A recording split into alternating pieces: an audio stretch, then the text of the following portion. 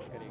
इन्होंने एसडीएम प्रशासन ने मैनू बिना बुलाए तो इन्होंने मेरा फैसला कराया भी इन्हों के कागज रद्द किए जान।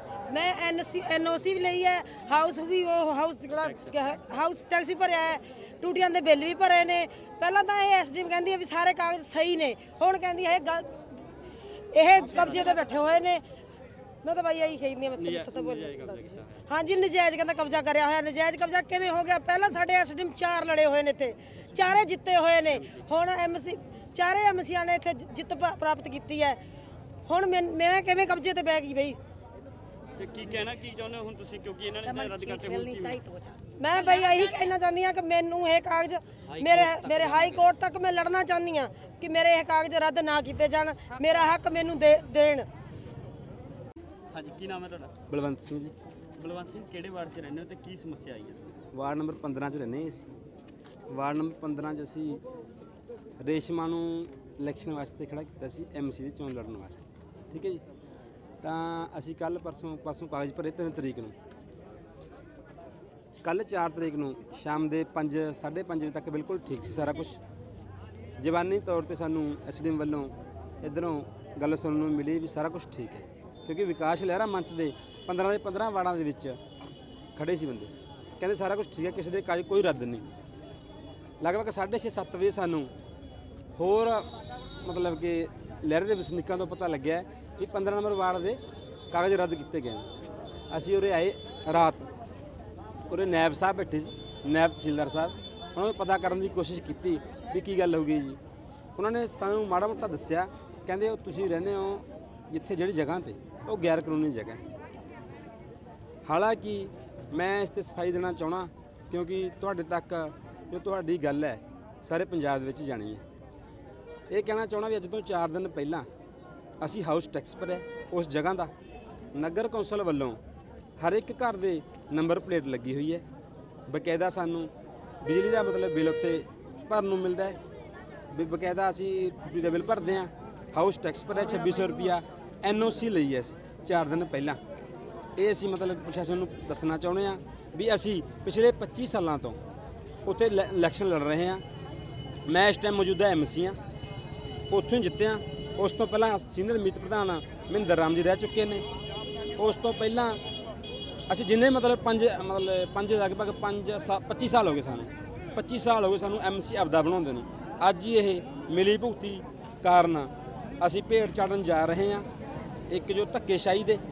ਮੈਂ ਪ੍ਰਸ਼ਾਸਨ ਤੋਂ ਮੰਗ ਕਰਦਾ, ਕਿਉਂਕਿ ਸਾਡੇ ਐਡਵੋਕੇਟ ਸਾਹਿਬ ਇਹ ਅਪੀਲ ਕਰਨਗੇ ਪ੍ਰਸ਼ਾਸਨ ਨੂੰ, ਇਹ ਅਪੀਲ ਕਰਨਗੇ ਚੋਣ ਕਮਿਸ਼ਨ ਨੂੰ ਵੀ ਸਾਨੂੰ ਹੱਕ ਦਿੱਤਾ ਜਾਵੇ ਤਾਂ ਕਿ ਅਸੀਂ ਚੋਣ ਲੜ ਸਕੀਏ। 15 ਵਾਰਡ ਦੇ ਵਿੱਚ ਜਿੱਤ ਕੇ ਅਸੀਂ ਸ਼ਹਿਰ ਦਾ ਵਿਕਾਸ ਕਰਾਉਣ ਦੇ ਵਿੱਚ ਆਪਣਾ ਹਿੱਸਾ ਪਾ ਸਕੀਏ, ਜਿਹੜਾ ਅਸੀਂ ਪਿਛਲੇ 25 ਸਾਲਾਂ ਤੋਂ ਪਾਉਂਦੇ ਆ ਰਹੇ ਹਾਂ। ਕੀ ਹੁਣ ਕੋਰਟ 'ਚ ਵੀ ਜਾਓਗੇ? ਹਾਂਜੀ, ਬਿਲਕੁਲ ਜਾਵਾਂਗੇ, ਕੋਰਟ ਜਾਵਾਂਗੇ ਜੀ। ਸਾਡੇ ਸਾਧੂ ਸਿੰਘ ਧਰਮਸ਼ੋਤ ਨੇ, ਕੈਬਨਿਟ ਮੰਤਰੀ ਨੇ, ਉਹ ਸਾਡੀ ਬਰਾਦਰੀ ਨੇ। ਅਸੀਂ ਉਹਨਾਂ ਨੂੰ ਵੀ ਅਪੀਲ ਕਰਨਾ ਚਾਹੁੰਦੇ ਹਾਂ ਵੀ ਸਾਡੇ ਲਹਿਰਾ ਸ਼ਹਿਰ ਦੇ ਵਿੱਚ 15 ਵਾਰਡ ਦੇ ਵਿੱਚ ਸਾਡੇ ਨਾਲ ਧੱਕਾ ਹੋ ਰਿਹਾ, ਸਾਨੂੰ ਇਨਸਾਫ ਦਿਵਾਇਆ ਜਾਵੇ। ਸਾਨੂੰ ਚੋਣ ਲੜਨ ਵਾਸਤੇ ਜੋ ਘਾਟਵਾਦ ਹੈ ਸਾਡੀ ਪੂਰੀ ਕਰਕੇ ਸਾਨੂੰ ਹੱਕ ਦਿੱਤਾ ਜਾਵੇ। ਕੀ ਕਾਰਨ? ਇਹ ਕੱਲ ਰਿਟਰਨਿੰਗ ਆਫੀਸਰ ਐਸਡੀਐਮ ਲਹਿਰਾ ਨੇ ਸਾਡੇ ਵਾਰਡ ਨੰਬਰ 15 ਦੇ ਉਮੀਦਵਾਰ ਰੇਸ਼ਮਾ ਦੇਵੀ ਉਹਦੇ ਕਾਗਜ਼ ਗਲਤ ਢੰਗ ਦੇ ਨਾਲ ਰੱਦ ਕਰਤੇ। ਸਾਨੂੰ ਕਿਸੇ ਨੂੰ ਕੋਈ ਪਤਾ ਨਹੀਂ। ਅਸੀਂ ਉਸ ਤੋਂ ਪਹਿਲਾਂ ਕਰੀਬ 1-2 ਵਜੇ ਪੁੱਛਿਆ, ਕਹਿੰਦੇ ਤੁਹਾਡੇ ਸਾਰੇ ਕਾਗਜ਼ ਸਹੀ ਹੈ। ਪਰ ਸ਼ਾਮ ਨੂੰ ਜਦੋਂ 6:30 ਵਜੇ ਲਿਸਟ ਦੇਖੀ ਤਾਂ ਕਾਗਜ਼ ਰੱਦ ਦੀ ਲਿਸਟ ਦੇ ਵਿੱਚ ਰੇਸ਼ਮਾ ਦੇਵੀ ਦਾ ਨਾਂ ਸੀ। ਅਸੀਂ ਉਸੇ ਸਮੇਂ ਇੱਥੇ ਆਏ। ਜਦੋਂ ਇੱਥੇ ਆਏ ਤਾਂ ਪਤਾ ਲੱਗਿਆ ਵੀ ਐਸਡੀਐਮ ਤਾਂ ਸਾਈਨ ਕਰਕੇ ਨਾਲ ਦੀ ਨਾਲ ਪਟਿਆਲੇ ਨੂੰ ਤੁਰ ਗਈ। ਜਦੋਂ ਨਾਇਬ ਤਹਿਸੀਲਦਾਰ ਨਾਲ ਗੱਲ ਕੀਤੀ, ਨਾਇਬ ਤਹਿਸੀਲਦਾਰ ਪਹਿਲਾਂ ਤਾਂ ਆਨਾਕਾਨੀ ਕਰਦਾ ਰਿਹਾ, ਮੈਨੂੰ ਨਹੀਂ ਪਤਾ ਜੀ, ਐਸਡੀਐਮ ਨੂੰ ਪਤਾ ਜੀ। ਚਲੋ ਸਾਡੇ ਹੋਰ ਜ਼ੋਰ ਪਾਉਣ 'ਤੇ ਨੇ ਦੱਸਿਆ ਕਿ ਇਹਦਾ ਕੋਈ ਨਜਾਇਜ਼ ਕਬਜ਼ਾ ਹੈ। ਅਸੀਂ ਉਹ ਨਜਾਇਜ਼ ਕਬਜ਼ੇ ਸਾਨੂੰ ਕਾਪੀ ਦੇ ਦਿੰਦੇ। ਕਹਿੰਦਾ ਜੀ ਮੈਂ ਤਾਂ ਕੁਛ ਨਹੀਂ ਕਹਿ ਸਕਦਾ। ਨਾਲ ਦੀ ਨਾਲ ਨਾਇਬ ਤਹਿਸੀਲਦਾਰ ਵੀ ਗੱਡੀ 'ਚ ਚੜ੍ਹ ਕੇ ਉਹ ਵੀ ਪਾਰ ਗਿਆ। ਤਾਂ ਜਿੰਨੇ ਵੀ ਓਬਜੈਕਸ਼ਨ ਰੇਜ਼ ਹੋਏ ਅੱਜ, ਜਿਹੜੇ ਸਾਡੇ ਬੰਦਿਆਂ ਨੇ ਓਬਜੈਕਸ਼ਨ ਰੇਜ਼ ਕੀਤੇ, ਤਾਂ ਇਹਨਾਂ ਨੇ ਜਿਹੜੇ ਕਾਂਗਰਸੀ ਉਮੀਦਵਾਰਾਂ ਦੇ ਖਿਲਾਫ ਓਬਜੈਕਸ਼ਨ ਰੇਜ਼ ਕੀਤੇ ਸੀ ਉਹਨਾਂ ਨੂੰ ਘਰੋਂ ਬੁਲਾ ਕੇ ਓਬਜੈਕਸ਼ਨ ਸਹੀ ਕਰਵਾ ਲਏ। ਔਰ ਮੈਂ ਤੁਹਾਨੂੰ ਸਾਰੀ ਡਿਟੇਲ ਦੇਵਾਂ। ਅਜਿਹੇ ਕੈਂਡੀਡੇਟ ਜਿਨ੍ਹਾਂ ਦੀ ਉਰੇ ਕੋਈ ਰਿਹਾਇਸ਼ ਨਹੀਂ, ਨਗਰ ਕੌਂਸਲ ਦੇ ਮਿਊਨਿਸਪਲ ਐਕਟ ਦੇ ਤਹਿਤ ਇਹ ਜ਼ਰੂਰੀ ਹੈ ਕਿ 1 ਸਾਲ ਤੋਂ ਘੱਟ ਬੰਦਾ ਰੈਜ਼ੀਡੈਂਟ ਹੋਵੇ ਲਹਿਰੇ ਦਾ। ਅਸੀਂ ਉਹ ਸਾਰੇ ਸਬੂਤ ਦਿੱਤੇ ਕਿ 2019 ਦੇ ਵਿੱਚ ਉਹਨੇ ਕਿੱਥੇ ਵੋਟ ਪਾਈ ਆ, ਕਿਹੜੇ ਪਿੰਡ ਦੇ ਵਿੱਚ ਵੋਟ ਪਾਈ ਆ, ਤੇ 2020 ਦੇ ਵਿੱਚ ਉਰੇ ਆ ਕੇ ਵੋਟ ਬਣਵਾ ਲਈ 3 ਮਹੀਨਿਆਂ ਬਾਅਦ। ਨਾ ਕੋਈ ਉਹਦੀ ਰਿਹਾਇਸ਼ ਹੈ। 182 ਦੀ ਦੱਸਦੀ ਕਹਿੰਦੇ ਉੱਤੇ ਰਹਿ 182 ਮਿਊਨਿਸਪੈਲਿਟੀ ਰਿਕਾਰਡ ਦੇ ਵਿੱਚ ਕੋਈ ਪ੍ਰਾਪਰਟੀ ਨਹੀਂ ਹੈ। ਮਤਲਬ ਸਾਡੇ ਤਾਂ ਜਿੰਨੇ ਸਹੀ ਆਬਜੈਕਸ਼ਨ ਦੀ ਉਹਨਾਂ ਨੂੰ ਘਰੋਂ ਬੁਲਾ ਕੇ ਜਵਾਬ ਲੈ ਕੇ ਸੈਟੀਸਫਾਈ ਕਰਤਾ। ਇਹਨਾਂ ਨੇ ਜਿਹੜੇ ਆਬਜੈਕਸ਼ਨ ਦੀ ਸਾਨੂੰ ਦੱਸਿਆ ਤੱਕ ਨਹੀਂ ਹੈਗੇ ਤੇ 6:30 ਵਜੇ ਕਾਗਜ਼ ਰੱਦ ਕਰਕੇ ਘਰ ਨੂੰ ਤੁਰ ਗਏ। ਸੋ ਇਹ ਜਿਹੜੇ ਕਾਗਜ਼ ਨੇ ਬਿਲਕੁਲ ਅਨੁਚਿਤ ਢੰਗ ਦੇ ਨਾਲ ਫਿਰ ਅੱਜ ਸਵੇਰੇ ਜਦੋਂ ਆ ਕੇ ਅਸੀਂ ਨਕਲਾਂ ਲਈਆਂ ਨੇ ਤਾਂ ਨਕਲਾਂ ਦੇ ਵਿੱਚ ਹੈਰਾਨੀ ਇਸ ਗੱਲ ਦੀ ਆ ਕੀ ਹੈ ਉਹਦੇ ਵਿੱਚ। ਇੱਕ ਕਹਿਤਾ ਜੀ ਐਪਲੀਕੇਸ਼ਨ ਲੈ ਲਈ ਕਿ ਇਸ ਬੰਦੇ ਨੇ ਨਜਾਇਜ਼ ਕਬਜ਼ਾ ਕੀਤਾ ਹੋਇਆ। ਕਹਿੰਦੇ ਜੀ ਅਸੀਂ ਈਓ ਤੋਂ ਰਿਪੋਰਟ ਮੰਗਾ ਲਈ, ਈਓ ਨੇ ਰਿਪੋਰਟ ਕਰਤੀ ਹਾਂਜੀ ਨਜਾਇਜ਼ ਕਬਜ਼ਾ ਕੀਤਾ ਹੋਇਆ। ਕਿੱਡੀ ਹੈਰਾਨੀ ਦੀ ਗੱਲ ਹੈ। ਮੈਂ ਤੁਹਾਡੇ ਸਾਹਮਣੇ ਪੇਸ਼ ਕਰਦਾ ਕਿ ਨਗਰ ਕੌਂਸਲ ਲਹਿਰਾ 1 ਤਾਰੀਖ ਨੂੰ ਰੇਸ਼ਮਾ ਦੇਵੀ ਨੂੰ ਐਨਓਸੀ ਦਿੰਦੀ ਹੈ।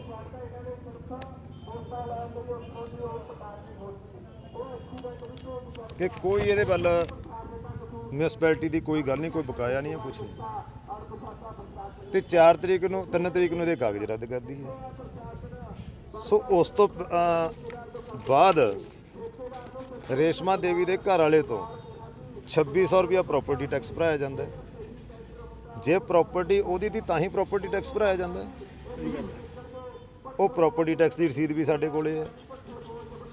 ਸੋ ਸਾਰੀਆਂ ਗੱਲਾਂ ਹੋਣ ਦੇ ਬਾਵਜੂਦ ਇੱਕ ਮੀਅਰ ਰਿਪੋਰਟ ਕਰਾਉਣੀ ਇੱਥੇ ਔਨ ਰਿਕਾਰਡ। ਹੁਣ ਮੈਡਮ ਨੂੰ ਮੈਂ ਕਿਹਾ ਸੀ ਕਿ ਤੁਹਾਡੀ ਡਿਊਟੀ ਕੀ ਹੈ, ਸਕਰੂਟਨੀ ਦਾ ਮਤਲਬ ਕੀ ਹੈ ਕਿ ਤੁਸੀਂ ਦੇਖੋ ਵੀ ਅੱਜ ਤੁਹਾਨੂੰ ਈਓ ਰਿਪੋਰਟ ਕਰਦਾ ਨਜਾਇਜ਼ ਕਬਜ਼ਾ ਕਰ ਰੱਖਿਆ ਤੇ ਦੂਜੇ ਪਾਸੇ ਤੁਹਾਡੇ ਰਿਕਾਰਡ ਦੇ ਵਿੱਚ ਹੀ ਲੱਗਿਆ ਹੋਇਆ ਹੈ ਕਿ ਨਗਰ ਕੌਂਸਲ ਦਾ ਕੋਈ ਬਕਾਇਆ ਨਹੀਂ ਇਹਦੇ ਵੱਲ, ਨਗਰ ਕੌਂਸਲ ਦਾ ਕੋਈ ਲੈਣਾ ਦੇਣਾ ਨਹੀਂ, ਨਗਰ ਕੌਂਸਲ ਦਾ ਕੋਈ ਕੇਸ ਨਹੀਂ ਹੈ, ਕੁਝ ਨਹੀਂ ਹੈ।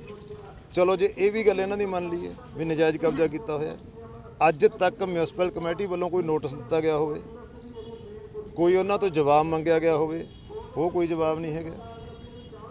ਇਸੇ ਜਿੱਥੇ ਬਾਜੀਗਰ ਬਸਤੀ ਵਸੀ ਹੋਈ ਹੈ, ਜੋ ਪਿਛਲੀ ਪਲਾਨ ਸੀ ਉਹਦੇ ਵਿੱਚੋਂ ਬਲਵੰਤ ਸਿੰਘ ਉੱਥੇ ਐਮਸੀ ਦੀ, ਪਹਿਲਾਂ ਮਹਿੰਦਰ ਰਾਮ ਐਮਸੀ ਰਿਹਾ, ਜਿਹੜੀ ਜ਼ਮੀਨਾਂ ਦੀਆਂ ਗੱਲਾਂ ਕਰਦੇ ਨੇ। ਸੋ ਮੇਰਾ ਕਹਿਣ ਤੋਂ ਭਾਵ ਨਾ ਤਾਂ ਕੋਈ ਉਹਦੇ ਕੰਨੀ ਬਕਾਇਆ ਐਨਓਸੀ ਖੁਦ ਦੇਤੀ, ਕੋਈ ਉਹਦੇ ਖਿਲਾਫ ਕੇਸ ਨਹੀਂ ਚੱਲਦਾ ਕਮੇਟੀ ਦੇ ਨਾਲ, ਕੋਈ ਅੱਜ ਤੱਕ ਕਮੇਟੀ ਨੇ ਨੋਟਿਸ ਨਹੀਂ ਉਹਨਾਂ ਨੂੰ ਦਿੱਤਾ। ਅੱਜ ਸਿਰਫ ਇੱਕ ਐਪਲੀਕੇਸ਼ਨ ਲੈ ਕੇ ਈਓ ਦੇ ਕਰਾ ਕੇ ਸਾਈਨ, ਹੁਣ ਈਓ ਇੱਕ ਪਾਸੇ ਐਨਓਸੀ ਦੇਈ ਜਾਂਦਾ, ਦੂਜੇ ਪਾਸੇ ਲਿਖ ਕੇ ਦੇਈ ਜਾਂਦਾ। ਇਹ ਸਾਰੀ ਮਿਲੀ ਭੁਗਤ ਹੈ ਜਿਹੜੀ ਇਹ ਸਰਕਾਰੀ ਪੱਧਰ ਤੇ ਸਰਕਾਰ ਦੇ ਨੁਮਾਇੰਦਿਆਂ ਵੱਲੋਂ, ਮੈਡਮ ਭੱਠਲ ਵੱਲੋਂ ਇਹ ਦਬਾਅ ਪਾ ਕੇ, ਇਹ ਜਿਹੜੀ ਮੈਂ ਪਹਿਲਾਂ ਵੀ ਤੁਹਾਨੂੰ 3 ਦਿਨ ਹੋ ਗਏ ਮੈਨੂੰ ਕਹਿੰਦਿਆਂ ਨੂੰ ਕਿ ਇਹ ਇੱਕ ਕਾਂਗਰਸੀ ਵਰਕਰ ਦੇ ਤੌਰ ਤੇ ਕੰਮ ਕਰ ਰਹੀ ਹੈ ਜੋ ਐਸਡੀਐਮ ਹੈ ਤੇ ਸਾਰਾ ਇਹਨਾਂ ਦਾ ਪ੍ਰਸ਼ਾਸਨ, ਉਹਨਾਂ ਦੇ ਦਬਾਅ ਹੇਠਾਂ ਆ ਕੇ ਇਹਨਾਂ ਨੇ ਕਾਗਜ਼ ਰੱਦ ਕੀਤੇ ਤੇ 6:30 ਵਜੇ ਕਾਗਜ਼ ਰੱਦ ਕੀਤੇ ਨੇ। ਇਸ ਤੋਂ ਪਹਿਲਾਂ ਕਿਸੇ ਨੂੰ ਪਤਾ ਨਹੀਂ ਸਤਾ ਨਹੀਂ। ਸੋ ਇਹ ਬਹੁਤ ਵੱਡੀ ਨਾ ਇਨਸਾਫੀ ਇਹਨਾਂ ਨੇ ਸਾਡੇ ਨਾਲ ਕੀਤੀ ਹੈ, ਕਿਉਂਕਿ ਜਿਹੜਾ 15 ਨੰਬਰ ਵਾਰਡ ਸੀ ਉਹ ਪਿਓਰ ਸਾਡਾ ਜਿੱਤਿਆ ਹੋਇਆ ਵਾਰਡ ਸੀ। ਅਸੀਂ 3 ਦਿਨ ਪਹਿਲਾਂ ਉੱਥੇ ਚੋਣ ਪ੍ਰਚਾਰ ਦੇ ਵਿੱਚ ਗਏ ਹਾਂ ਤੇ ਸਾਰਾ ਵਾਰਡ ਹੀ ਉੱਠ ਕੇ ਖੜਾ ਹੋ ਗਿਆ ਸੀ। ਸਭ ਤੋਂ ਬੈਕਵਰਡ ਵਾਰਡ ਹੈ ਜਿਹੜਾ ਹਲਕੇ ਦੇ 15 ਵਾਰਡ ਹੈ, ਜੋ ਉਹ 15 ਨੰਬਰ ਵਾਰਡ ਹੈ, ਕਿਉਂਕਿ ਇੱਥੇ ਨੇ ਕੰਮ ਹੀ ਕੋਈ ਨਹੀਂ ਕੀਤਾ ਤੇ ਉੱਥੇ ਸਾਰੇ ਲੋਕ ਉੱਠ ਕੇ ਖੜੇ ਹੋ ਗਏ ਕਿ ਸਾਨੂੰ ਤਾਂ ਜੀ ਬੜਾ ਮੌਕਾ ਮਿਲਿਆ। ਸੋ ਇਸ ਗੱਲ ਤੋਂ ਘਬਰਾ ਕੇ ਇਹਨਾਂ ਨੇ ਕਾਗਜ਼ ਗੈਰ ਕਾਨੂੰਨੀ ਢੰਗ ਦੇ ਨਾਲ ਰੱਦ ਕੀਤੇ ਆ। ਉਹਨਾਂ ਗਰੀਬ ਲੋਕਾਂ ਨਾਲ ਜਿਹੜੇ ਬਾਜੀਗਰ ਬਰਾਦਰੀ ਨਾਲ ਸੰਬੰਧ ਰੱਖਦੇ ਆ, ਉਹਨਾਂ ਨਾਲ ਐਡਾ ਵੱਡਾ ਧੱਕਾ ਕੀਤਾ ਇਹਨਾਂ ਨੇ ਸਰਕਾਰੀ ਦਬਾਅ ਦੇ ਹੇਠਾਂ ਕੇ। ਪਹਿਲਾਂ ਸਾਡੇ ਇੱਕ ਹੋਰ ਵਾਰਡ ਦੇ ਵਿੱਚ ਕਰ ਲਿਆ, ਕੋਈ ਦਰਖਾਸਤ ਲੈ ਲਈ ਕਿਸੇ ਤੋਂ। ਸੋ ਇਹਨਾਂ ਧੱਕੇਸ਼ਾਹੀਆਂ ਤੇ ਉਤਰੇ ਨਹੀਂ। ਅਗਲਾ ਐਕਸ਼ਨ ਕੀ ਹੋਊਗਾ, ਕਿਉਂਕਿ ਹੁਣ ਉਹਨਾਂ ਨੇ ਸਾਫ਼-ਸਾਫ਼ ਜਵਾਬ ਦੇ ਦਿੱਤਾ ਹੈ ਇਸ ਤੇ। ਇਹ ਤਾਂ ਹੁਣ ਦੇਖੋ ਅਗਲਾ ਇਲੈਕਸ਼ਨ ਜੋ ਐਕਸ਼ਨ ਹੈ ਸਾਡਾ, ਅਸੀਂ ਦੇਖਦੇ ਹਾਂ, ਵਕੀਲਾਂ ਨਾਲ ਰਾਏ ਕਰਦੇ ਹਾਂ, ਜੋ ਵੀ ਇਹਦੀ ਕੋਈ ਰੈਮੇਡੀ ਬਣੀ ਅਸੀਂ ਉਹ ਕਰਾਂਗੇ। ਇਹਨਾਂ ਨੇ ਤਾਂ ਆਪਦਾ ਕੰਮ ਕਰਤਾ। ਇਹ ਪ੍ਰਦਰਸ਼ਨ ਹੈ ਜਿਹੜਾ ਕਿੰਨਾ ਟਾਈਮ ਜਾਰੀ ਰਹੂਗਾ ਤੁਹਾਡਾ? ਪ੍ਰਦਰਸ਼ਨ ਅਸੀਂ ਸਾਰਾ, ਕਿਉਂਕਿ ਇੱਥੇ ਦਾ ਪ੍ਰਦਰਸ਼ਨ ਦਾ ਕੋਈ ਹੁਣ ਸਾਡਾ ਰਹੀ ਨਹੀਂ ਗੱਲ, ਇਹਨਾਂ ਨੇ ਤਾਂ ਆਪਦੀ ਗੱਲ ਲਾਤੀ। ਹੁਣ ਅਸੀਂ ਇਹਨਾਂ ਨਾਲ ਸਾਥੀਆਂ ਨਾਲ ਵਿਚਾਰ ਵਟਾਂਦਰਾ ਕਰਕੇ ਇਸ ਪ੍ਰਦਰਸ਼ਨ ਨੂੰ ਅੱਗੇ ਤੱਕ ਲੈ ਕੇ ਜਾਵਾਂਗੇ। ਕੋਈ ਸੜਕ ਜਾਮ ਕਰਨ ਦਾ ਕੋਈ ਇਦਾਂ ਦਾ ਪ੍ਰੋਗਰਾਮ? ਉਹ ਅਸੀਂ ਇਹਨਾਂ ਨਾਲ ਹੁਣ ਵਿਚਾਰ ਵਟਾਂਦਰਾ ਕਰਦੇ ਹਾਂ, ਕਿਉਂਕਿ ਸੜਕਾਂ ਜਾਮ ਕਰਕੇ, ਵੈਸੇ ਅਸੀਂ ਤਾਂ ਨਹੀਂ ਚਾਹੁੰਦੇ, ਕਿਉਂਕਿ ਪਬਲਿਕ ਨੂੰ ਅਸੁਵਿਧਾ ਹੁੰਦੀ ਹੈ। ਅਸੀਂ ਸੜਕ ਜਾਮ ਨਾਲ ਵੀ ਕੋਈ ਹੱਲ ਨਹੀਂ, ਕਿਉਂਕਿ ਇਹ ਤਾਂ ਹੁਣ ਕੋਰਟ ਦਾ ਮੈਟਰ ਰਹਿ ਗਿਆ। ਕੋਰਟ 'ਚ ਜਾ ਕੇ ਹੀ ਤੁਸੀਂ ਹੱਲ ਲੈ ਸਕਦੇ ਹੋ, ਕਿਉਂਕਿ ਟਾਈਮ ਨਿਕਲ ਚੁੱਕਿਆ। ਇਹ ਤੁਹਾਡੀ ਗੱਲ ਠੀਕ ਹੈ ਵੀ ਕੋਰਟ ਦੇ ਵਿੱਚੋਂ ਹੀ ਜੋ ਹੋਣੀ ਹੈ ਗੱਲ ਤਾਂ ਕੋਰਟ ਦੇ ਵਿੱਚ ਹੀ ਹੋਣੀ ਆ। ਜਾਂ ਡੀਸੀ ਸਾਹਿਬ ਨੂੰ ਅਸੀਂ ਬੇਨਤੀ ਕਰਦੇ ਹਾਂ, ਇਹ 1993 ਦਾ ਇਤਿਹਾਸ ਦੁਹਰਾਇਆ ਜਾ ਰਿਹਾ ਹੈ।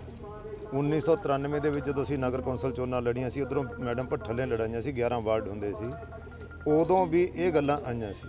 ਉਦੋਂ ਵੀ ਸਾਡੇ ਕਾਗਜ਼ ਰਿਜੈਕਟ ਜਸ਼ ਪੇਂਟਰ ਦੇ ਕਰਾਏ ਗਏ ਸੀ। ਅਸੀਂ ਏਡੀਸੀ ਦੇ ਅਪੀਲ ਕਰਕੇ ਉੱਥੋਂ ਕਾਗਜ਼ ਸਹੀ ਕਰਾ ਲਏ ਸੀ। ਉਸ ਸਮੇਂ ਵੀ ਧੱਕੇਸ਼ਾਹੀਆਂ ਚੱਲ ਰਹੀਆਂ ਸੀ, ਹੁਣ ਵੀ ਧੱਕੇਸ਼ਾਹੀਆਂ ਚੱਲ ਰਹੀਆਂ ਨੇ। ਔਰ ਮੈਨੂੰ ਲੱਗਦਾ ਇਸ ਢੰਗ ਤੋਂ ਕਿ ਉਸ ਸਮੇਂ ਇੱਕ ਬਾਕੀ ਤਾਂ ਗੱਲਾਂ ਹੋ ਗਈਆਂ ਸਾਰੀਆਂ, ਧੱਕੇ ਕਰ ਲਏ ਸਾਡੇ ਵਾਰਡਾਂ ਦੇ ਐਮਸੀ ਨੂੰ ਕਰ ਲਿਆ, ਇੱਕ ਗੋਲੀ ਚੱਲਣ ਦੀ ਗੱਲ ਰਹਿ ਗਈ। ਉਸ ਸਮੇਂ 1993 'ਚ ਮੇਰੇ ਤੇ ਗੋਲੀ ਚੱਲੀ ਸੀ, ਮਿਊਨਿਸਪੈਲਿਟੀ ਇਲੈਕਸ਼ਨ ਦੌਰਾਨ ਹੀ ਚਲਵਾਈ ਗਈ ਸੀ। ਹੁਣ ਉਹ ਗੱਲ ਦੇਖੋ ਕਦੋਂ ਹੁੰਦੀ ਹੈ, ਬਾਕੀ ਤਾਂ ਸਾਰੀਆਂ ਕਮੀਆਂ ਪੂਰੀਆਂ ਕਰੀ ਜਾ ਰਹੀਆਂ। ਪੰਜਾਬ ਸਰਕਾਰ ਤੋਂ ਇਲੈਕਸ਼ਨ ਕਮਿਸ਼ਨ ਤੋਂ ਕੀ ਮੰਗ ਕਰ ਰਹੇ ਹੋ? ਮੈਂ ਉਹਨਾਂ ਨੂੰ ਲਿਖ ਕੇ ਬੇਨਤੀ ਵੀ ਕੀਤੀ ਹੈ ਵੀ ਇਹ ਧੱਕੇਸ਼ਾਹੀ ਰੋਕੋ। ਇੱਥੇ ਇਹਨਾਂ ਅਧਿਕਾਰੀਆਂ ਦੇ ਹੁੰਦੇ ਇਹ ਨਗਰ ਕੌਂਸਲ ਦੀਆਂ ਚੋਣਾਂ ਸਹੀ ਢੰਗ ਦੇ ਨਾਲ ਨਹੀਂ ਹੋ ਸਕਦੀਆਂ। ਇਹ ਸਾਰਾ ਪ੍ਰਸ਼ਾਸਨ ਉਹਨਾਂ ਦੀ ਬੀ ਟੀਮ ਬਣਿਆ ਹੋਇਆ ਹੈ।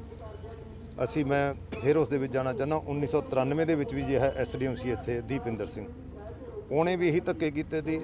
ਅਸੀਂ ਇੱਕ ਦਿਨ ਪਹਿਲਾਂ ਚੋਣਾਂ ਤੋਂ ਇੱਕ ਦਿਨ ਪਹਿਲਾਂ ਰਿਟਰਨਿੰਗ ਅਫਸਰ ਦੀਪਿੰਦਰ ਸਿੰਘ ਐਸਡੀਐਮ ਨੂੰ ਬਦਲਵਾ ਕੇ ਡੀਟੀਓ ਸੰਗਰੂਰ ਸਰਦਾਰ ਜੰਗੀਰ ਸਿੰਘ ਲਾਏ ਗਏ ਸੀ।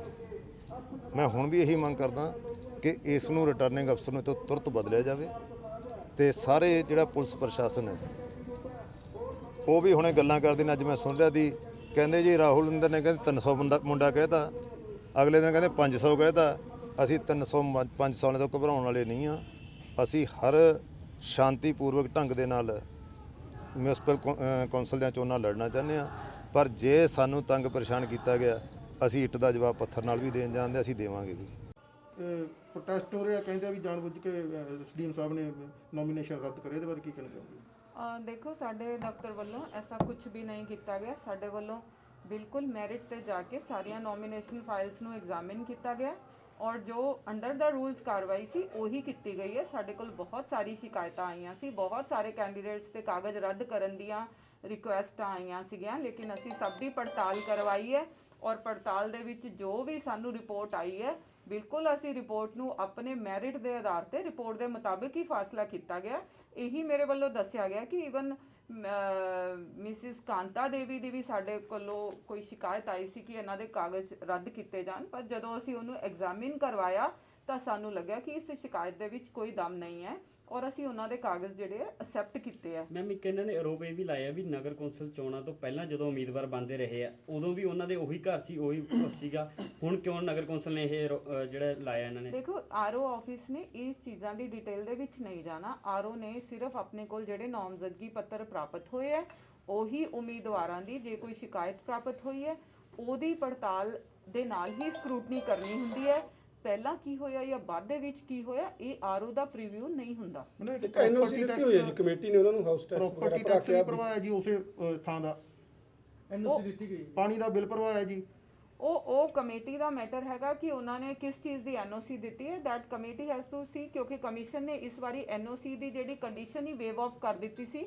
So we did not go into the detail of NOC, ਕਿਉਂਕਿ ਕਮਿਸ਼ਨ ਨੇ ਐਨਓਸੀ ਕੋਈ ਮੈਂਡੇਟਰੀ ਕੀਤੀ ਹੀ ਨਹੀਂ ਸੀ ਨਾਮਜ਼ਦਗੀ ਪੱਤਰਾਂ ਨਾਲ ਫਾਈਲ ਕਰਨ। ਪ੍ਰੋਪਰਟੀ ਟੈਕਸ ਤੇ ਜਿਹੜਾ ਪਾਣੀ ਦਾ ਬਿੱਲ ਹੈ ਜੀ ਉੱਥੇ ਲੱਗਿਆ ਹੋਇਆ ਟੂਟੀ ਦਾ, ਉਹ ਭਰਾਇਆ ਨਗਰ ਕੌਂਸਲ ਨਹੀਂ, ਸਾਨੂੰ ਅਸੀਂ ਐਨਓਸੀ ਦੀਆਂ ਡਿਟੇਲਸ ਦੇ ਵਿੱਚ ਇਸ ਵਾਰ ਨਹੀਂ ਗਏ ਆ ਕਿਉਂਕਿ ਕਮਿਸ਼ਨ ਦੀ ਲੈਟਰ ਨੇ ਉਸ ਨੂੰ ਵੇਵ ਆਫ ਹੀ ਕਰ ਦਿੱਤਾ ਸੀਗਾ। ਤੁਸੀਂ ਜਾਂਚ ਕਰੋਗੇ ਜੇ ਇਹਨਾਂ ਨੇ ਕਿਹਾ ਹੈ ਜਿਵੇਂ ਇਹ ਰੋਕ ਲਾ ਰਹੇ ਨੇ? ਦੇਖੋ, ਹੁਣ ਤਾਂ ਸਕਰੂਟਨੀ ਦਾ ਟਾਈਮ ਓਵਰ ਹੋ ਚੁੱਕਿਆ। ਸਾਡੇ ਵੱਲੋਂ ਰਿਪੋਰਟ ਕੀਤੀ ਜਾ ਚੁੱਕੀ ਹੈ। ਇਹ ਜਿਹੜਾ ਸਾਡਾ ਆਰਡਰ ਸੀ ਇਹ ਅਪੀਲੇਬਲ ਆਰਡਰ ਹੈ। ਆਰਡਰ ਦੀ ਕਾਪੀ ਬਿਲਕੁਲ ਲੈ ਸਕਦੇ ਨੇ ਕੈਂਡੀਡੇਟਸ ਔਰ ਅਪੀਲ ਪਾ ਸਕਦੇ ਨੇ ਔਰ ਜੋ ਵੀ ਮਾਨਯੋਗ ਕੋਰਟ ਦਾ ਫੈਸਲਾ ਹੋਊਗਾ ਉਹ ਸਾਨੂੰ ਮਨਜ਼ੂਰ ਹੋਊਗਾ।